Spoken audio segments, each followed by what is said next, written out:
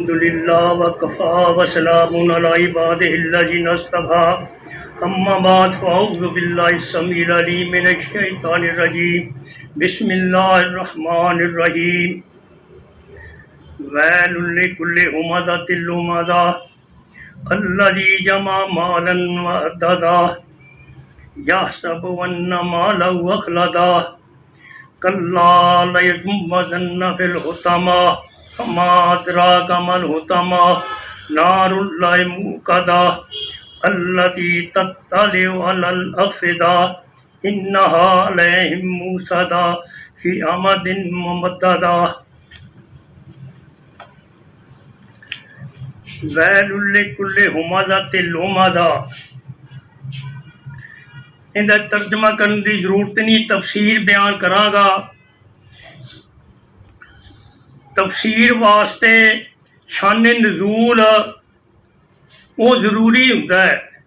کہ یہ شان نزول کی ہے یہ سورت کا۔ ولید بن مغیرہ اللہ دے نبی دی غیبت کرتا ہے، عیب جوئی کرتا ہے۔ ہمزہ لمزہ دا میں نے ایک ہی ہے، ابن عباس رضی اللہ تعالیٰ عنہ فرماتے نے ہمزہ لمزہ دا مطلب غیبت عیب لامنا کسے تے۔ ولید بن مغیرہ اللہ دے نبی تے عیب لاندہ ہے، ان دی اللہ تعالیٰ نے سزا دسی ہے، ان دے وچ جڑی دسی گئی ہے ساری عیب جنیاں بھی اندیاں ہے نے آیتاں وہ ساریاں ہی ان دے متعلق ہی نے، جہنم دے ہی۔ انہا لموصدہ فی امد ممددہ، انہوں نے کی کیتا جائے گا؟ ولید بن مغیرہ کی کیتا جائے گا؟ اس ابن مسعود عبداللہ بن مسعود رضی اللہ تعالیٰ عنہ آندے نے صندوق ہے لوہے دا، اندے وچ پا کے اس جہنمی نو اتے کل ٹھوکے جان گے، لوہے دے کل ہون گے، پھر وہ صندوق نو اور دوسرے صندوق چ پایا جائے گا، پھر انہوں تو کل ٹھوکے جان گے، پھر دو صندوقاں نو تیسرے صندوق چ پایا جائے گا، پھر اتنے کل ٹھوکے جان گے، تے پھر فی آمد ممددہ، پھر انہوں ستون نے لمے لمے انہاں چ بند کیتا جائے گا۔ اس جہنمی نو جیڑا اللہ دے نبی دی غیبت کرتا ہے۔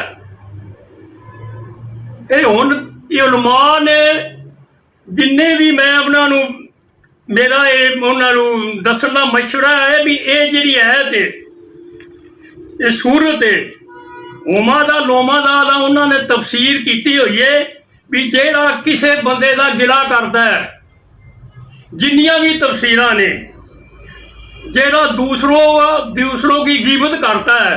لوگوں کی غیبت کرتا ہے، یہ تفسیر جیڑی ہے کردے پے نے مفسر، یہ تفسیر خارجی جے، جنیاں بھی تفسیراں کیتیاں ابن کثیر بھی یہ کردا پیا ہے۔ پہلا ولید بن مغیرہ دے بارے اتری ہے، پہلا کافر دے وچ تو کافر نو او ولید بن مغیرہ نو اس درجے چ لیاؤ، پھر اندے حکم لگے گا یہ تیناں صندوقاں جڑا بند ہوئے گا۔ غیبت کرنی تے غیبت نال بندہ کافر نہیں ہوندا، جیڑا دوسروں کی غیبت کرتا ہے۔ جنیاں بھی تفسیراں نے میری نظر گزریاں ساریاں کیا لکھا ہے جو لوگوں کی غیبت کرتا ہے، عیب جوئی کرتا ہے، ان دے متعلق انہوں نے کی کیتا ہے؟ انہوں نے تفسیر اللہ دے نبی دے درجے جو اس بندے نو لے آندا ہے دوسروں کو،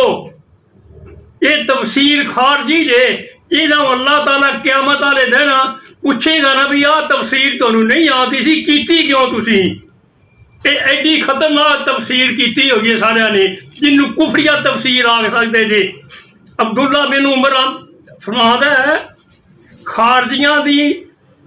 کفر ہونے واسطے جیڑی وہ تفسیر کرتے ہیں وہ جیڑا کافر دا حکم ہے وہ مومن تے لا دیندے نے۔ عبداللہ بن عمر کی آخری ہے تفسیر جہے خارجی کرتے ہیں وہ ایت اتری ہوتی ہے کافر واسطے ਤੇ ਉਹ ਮੁਸਲਮਾਨਾਂ 'ਚ ਫਿੱਟ ਕਰ ਦਿੰਦੇ ਨੇ। ਇਹ ਖਾਰਜੀਆਂ ਦਾ ਵੱਡਾ ਕੁਫਰ ਇਹ ਜੇ। ਇਹ ਆਈ ਹੈ ਜਿੰਨੀਆਂ ਵੀ ਤਫਸੀਰਾਂ ਮੈਂ ਵੇਖੀਆਂ ਨੇ, ਮੇਰੀ ਨਜ਼ਰ 'ਚ ਗੁਜ਼ਰੀਆਂ ਨੇ, ਉਹ ਐਵੇਂ ਹੀ ਹੈ بھی جو دوسروں کا گلا کرتا ہے عیب جوئی کرتا ہے لوگوں کی تے ہے کی سی اللہ دے نبی دی یہ آدھے نے نزول جیڑا ہوندا ہے وہ خاص ہوندا ہے حکم عام ہوندا ہے یہ لکھدے نے انہاں نوں اینا نہیں پتا ہن حکم جیڑا آ گیا وہ نزول دا آ گیا ولید بن مغیرہ ہن یہ نہیں ولید بن مغیرہ ہی جائے گا جیڑا بھی اللہ دے نبی دی توہین کرے گا قیامت تک یہ ہن حکم عام ہو گیا غیبت کندی کرے اللہ دے نبی دی کرے یہ لوکاں دا بیڑا بھائی کھڑے نے اتنے جہاں بندہ دوسروں کی غیبت کرتا ہے اللہ دے نبی دے درجے ہی لے کھڑے نے جننے بھی مفسر نے یہ خارجی تفسیر ہے